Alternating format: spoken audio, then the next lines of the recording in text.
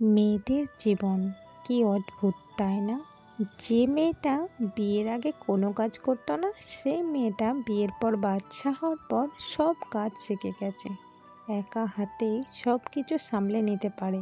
বাড়িতে যখন সাহায্য করার মতো কেউ থাকে না, যখন ও একা হয়ে যায় আর 5টা লোকের ভার ওর ওপর পড়ে যায়, তখন কিভাবে কাজ করে নিতে হয় ওটা খুব ভালো করেই ও শিখে গেছে। ঘরের যাবতীয় কাজ, রান্নাবান্না, বাসন মাজা, এছাড়াও ছেলের যাবতীয় কাজ সব কিছু করতে পারে।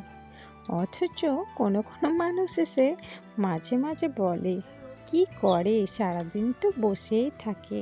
একটা বাচ্চাকে সারাদিন দেখাশোনা করা নিজে হাতে, আর 5টা মানুষের নানা রকম মতের খাবার তৈরি করতে যখন দিন শেষ হয়ে যায়, তখন বোঝা যায় জীবনটা কি অদ্ভুত, তাই না?